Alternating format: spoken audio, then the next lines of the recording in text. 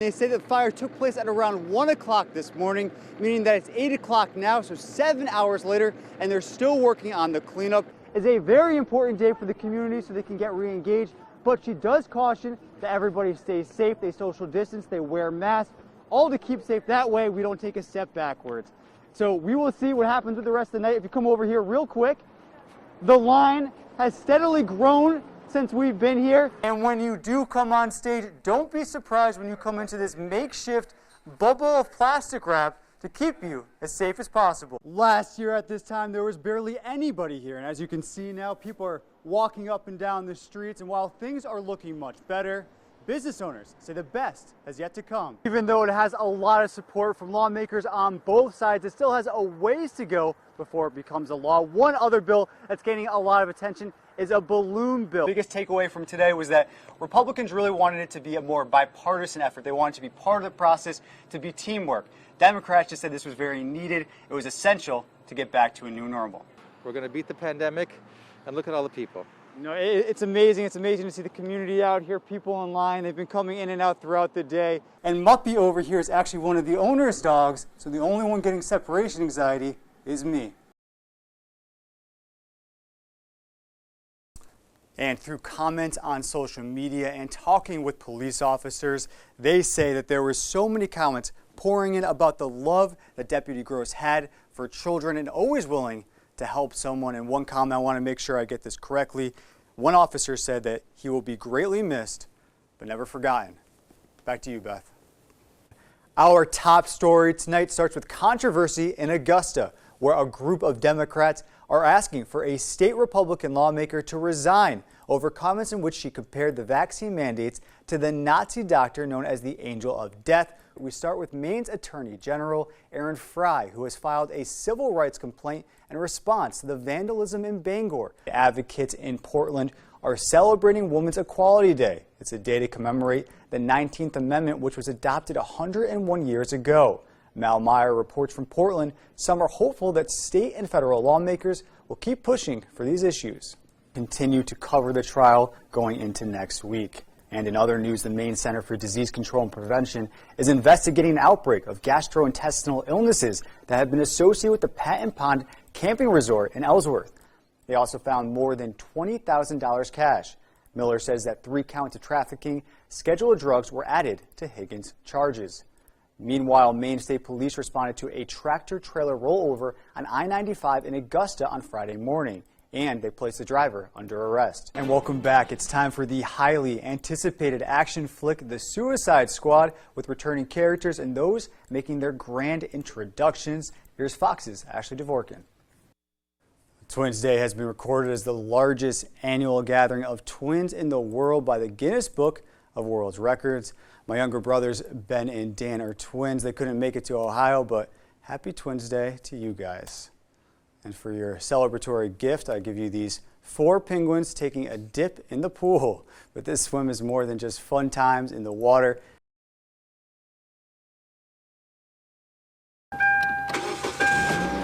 Melissa Boyd has struggled with autism and Tourette's her whole life. About 2 years ago, she found out she was pregnant and began working with Maine families of Washington County. You know, helping families maybe find an apartment or making sure they have health insurance and those sorts of things. Boyd's daughter was born with cystic fibrosis, a rare disease that can cause lung infections. She has not had a car in over 6 years, and now she needs one more than ever. We all have car issues. They can ruin a day, they can ruin a whole week. Now let's take it a step further and imagine you have a kid who relies on you for transportation, but still, no car. I don't want to be relying on other people, other types of transportation, exposing her to other things. I wanted to be able to have her in just my car, not around other people all the time. Boyd says one of her biggest fears is her daughter needs to go to the doctor, or even worse, the hospital. She was motivated to save up enough money to buy a car. I had created a GoFundMe and some people had contributed to that, so I saved that money. On Thursday, she came to Fairway Auto Sales prepared to purchase her car. However, the owners had other plans. You know, she was going to have to wait till the beginning of next month until she was able to complete the payment on the vehicle. I think that was when we finally said to each other, you know, I think the right thing to do is let's just give this car to this young girl. Balance has been paid in full, and you don't have to give us anything today. Oh my gosh, isn't that wonderful? We're super excited for you. So grateful for everybody in my life, Ellen, and I'm so grateful for you guys. And like, you know, I don't get many things in my life easily. Murray lost his mother to brain cancer a few years ago. He says it's the values that she instilled in him that prompt him and his wife to give back. In Hancock, I'm David Horowitz reporting for ABC 7 and Fox 22. Bangor's Assistant Fire Chief Dennis Nadeau says that multiple calls came in on Monday night for fires on Center Street Avenue. On arrival, we had a significant amount of fire between Unit 9 and 11 that extended into both units. And crews worked really hard to save what we could of these buildings. Firefighters say the fire took place at around 6 o'clock last night. This is one of the buildings involved in the two-building fire, and one of the tenants says that he owes his life to a woman who knocked on his door. The lady banging on the door, and we didn't know what was going on. She's banging on the front door right up here, and we came out to check, and the dogs ran out with us, and we opened the door, and she's screaming that we got to get out, there's a fire, and we got outside, and fire. She saved our lives, man, as far as I'm concerned. If I knew who she was, I'd thank her. French says he got out of the building even before the firefighters had arrived. By the time we got out here, there was a bang, and something blew out back, and then everyone showed up and started putting out the fire. One man working in a nearby office says he heard something as well. I looked out the window and saw this huge plume of very dense black smoke, kind of a column shooting up in the air. So it was pretty obvious that something exploded that generated black smoke. Anything that has a heavy fuel content in the processing of making it, like roofing or siding, will put off a heavy black smoke like that. Nadeau says it was a 4-alarm fire with several departments assisting. He says no injuries were reported. The cause of the fire remains under investigation. We got out, our dogs got out, the neighbors got out, all the tenants out. That's all that care about at the end of the day. Material value is useless.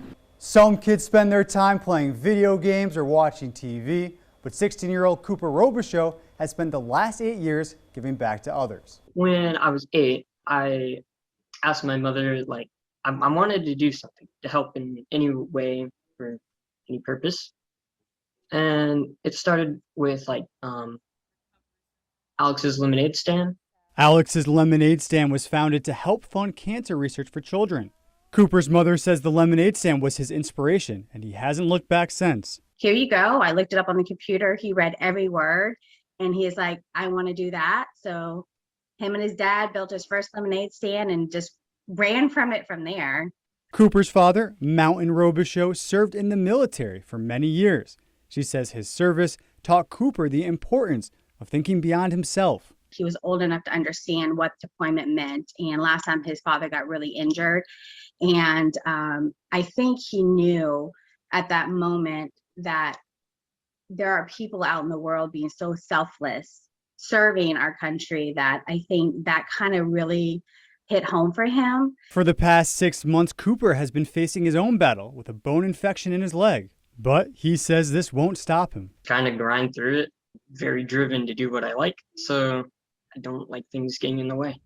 In addition to the lemonade stand, he has raised money for the ARC, Maine Veterans Project, Down East Recovery Center, and Lion of Judah football. Cooper says he appreciates when he's recognized for his charitable work, but that's not why he does it. So, if you have extra time and resources, you might as well make use of it. I'm David Horowitz reporting for ABC 7 and Fox 22.